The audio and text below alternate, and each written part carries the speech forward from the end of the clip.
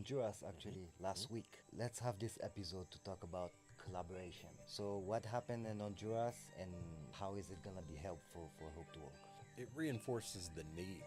You travel to another country and you see the need that's the same in your backyard, here in Guatemala. So to be able to go into a clinic and look what they're doing and be able to enhance what they're doing by potentially bringing Hope to Walk to their clinic gives us and them the opportunity to provide a service that they're, not able to. So, in 2 days, we actually built 7 legs. Yeah. And they had a prosthetic service, and they were receiving a technician coming from the US once a year to actually build 3 to 5 legs. So now they're seeing another possibility. So, how do you encourage collaborations like that to happen? Welcome to the Hope and Motion podcast, a space where we talk about impact, purpose, and the journey of building something bigger than ourselves. I'm Max, a videographer, a storyteller, and part of the team of Hope to Walk, a nonprofit bringing life-changing prosthetic legs to people who could never afford them. Most of these conversations will be with my mentor and the founder of Hope to Walk, Phil Johnson, a man whose vision and heart have inspired me in ways I can't wait to share with you. Together, we'll dive into the stories, the struggles, and the incredible moments of hope that come from serving others. Because we believe everyone has the power to make a difference, and maybe this podcast will help you find yours. Let's get started. Welcome back.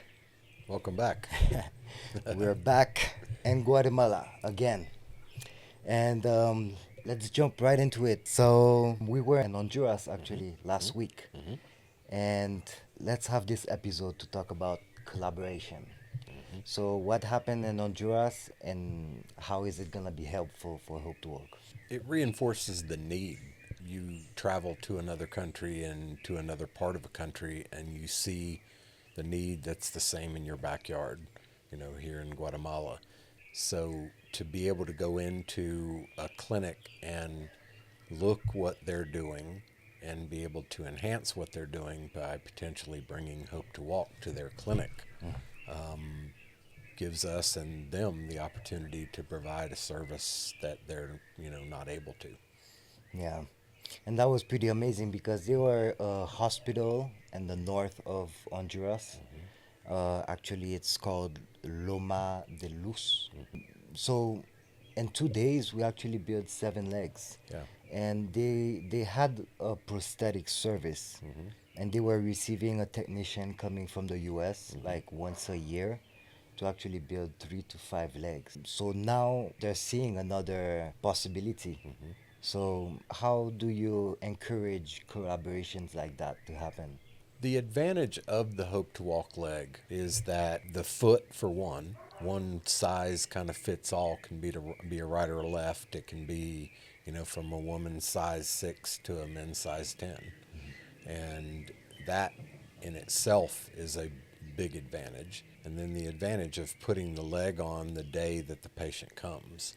In the real world, what we do is we would do a casting. We'd have them back for a fitting, and then we would do a potential, temporary leg, and then they would get a permanent leg. And in the environment that we serve, someone coming back 3 or 4 times potentially is impossible. And so the Hope to Walk leg, too, has the advantage of being able to be fitted the day that the person comes, and most of the time within an hour or so, they're walking out of the clinic. Yeah, and something that was in our mind today because the demand is so big and so many people actually received also. At least a few thousand people have received a commercial leg. Right. But it's something that gets rotten a long time. So every year, actually, their liner is not good anymore. But these are not even produced in Guatemala. So there's actually a need, but a lack of materials also. Yeah. So having simple materials like that is actually super effective for people to change. In the beginning of prosthetics, prior to, I won't say in the beginning, but prior to, suspension was done, you had a hard socket. Suspension was done with a leather belt or a strap. And the advancements of prosthetics, of these neoprene sleeves, the gel sleeves that have locking pin systems, those are all good in some cases. And and when you're in an environment of a tropical area where the humidity's high, water is pretty much everywhere. You're a diabetic, you've lost your leg to diabetes because, and all of a sudden you have something on that potentially could cause an infection. And so there's so many variables of going back to simple. Yeah, because actually we saw many of these cases. Actually, people with rash Yeah. Yep. in their limb, and it's because of something that they're sweating in it. Right. It's doesn't let the Right. water out. It's dirty. It gets dirty, and once it gets rotten, they think they don't have any other option, so they keep on using it. Right. So that's actually pretty big, and we're pretty happy to be in a position where we can think of solutions for them. And So so even when we were in La Ceiba in Honduras, we were able to look at their clinic and come up with ideas of possibly bringing a person from there to be trained in Guatemala to work with us with patients, and then we would go back to Honduras and be a part of their clinic and build legs and get them to a place to where they can continue to build legs.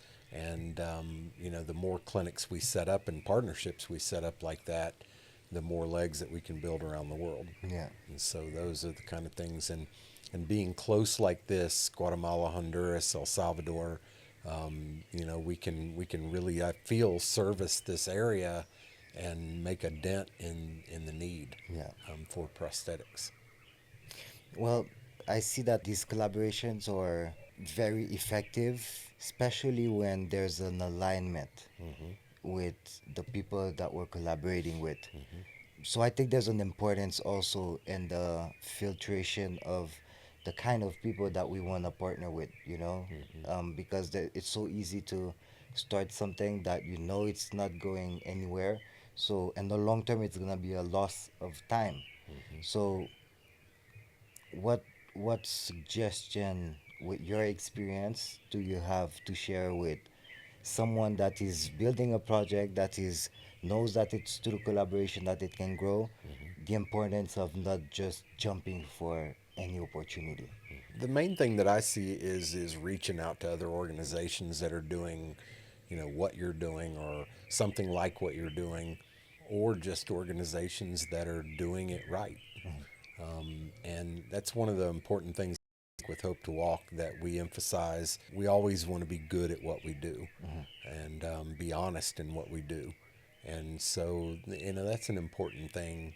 And that's we have our own, we're not doing things like anyone else in the world.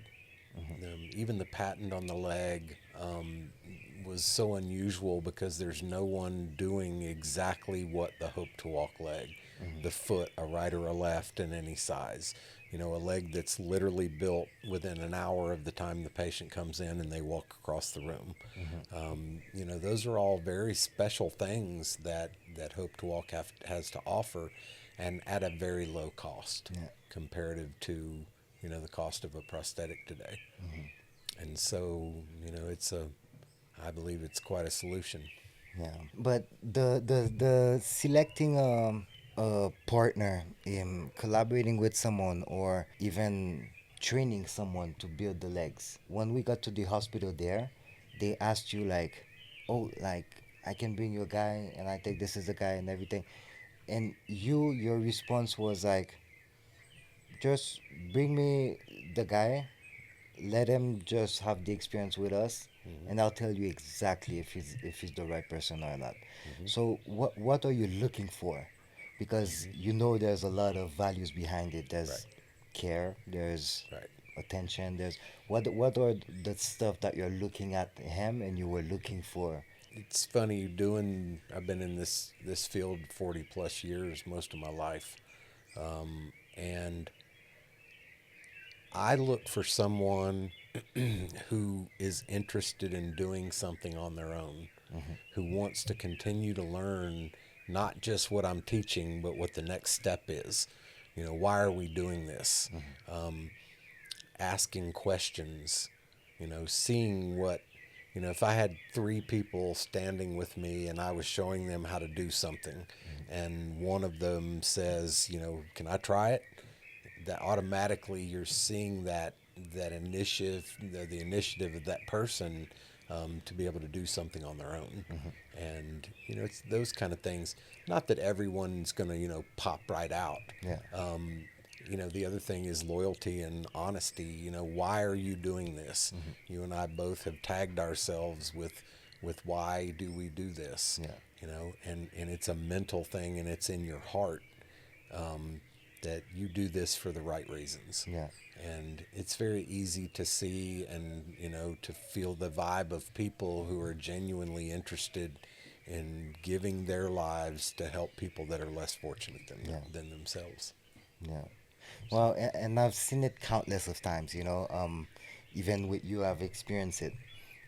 Sometimes, like, you meet someone, not that you wanna, not that you wanna be mean about it, but something didn't click, There's Mm-hmm. something that the vibe didn't check, Right, right, So sometimes you walk away directly from that, and sometimes the circumstances and the people around you make you stick around mm-hmm. this person, Mm-hmm. and in the long term this person ends up revealing itself as your first instinct, Mm-hmm. Mm-hmm. and but it's so hard sometimes to just say the truth or say what you're feeling about Mm-hmm. the first impression with that Mm-hmm. person, Mm-hmm.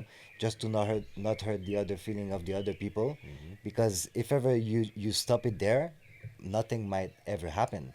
But Right. now if you continue and then now it proves that you were right after, all right, it proved you. But if you had stopped it before and nothing else ever happened, Mm-hmm. what would prove that, like there's this listening to that gut feeling and Yeah. intuition.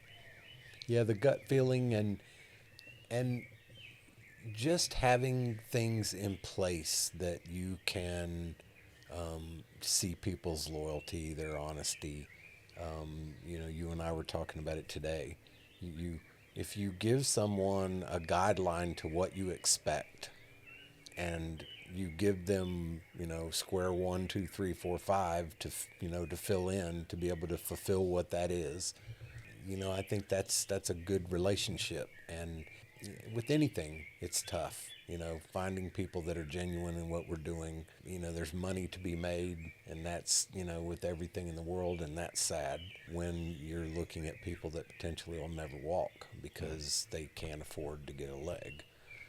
And so, giving this opportunity to people is an opportunity of a lifetime. This young boy that potentially is going to come from Honduras and work with us, that it's an opportunity of a lifetime. Not only for the fact that you're learning something that you're going to go back to your country and provide for someone so much less fortunate than yourself, and you're learning something that could potentially, take you anywhere in the world. Yeah. And so there's so many really positive things that come out of this and in the training. Wow, that's amazing. And wow, I think we're touching the 14 minutes mark. We're Cool. limited to the thing. So we'll keep it for the next one, Yeah. guys. These conversations will keep on going, but it's all about collaboration and making the best that we can. So here we are sharing our journey, and we'll see you guys soon. See you soon. Peace.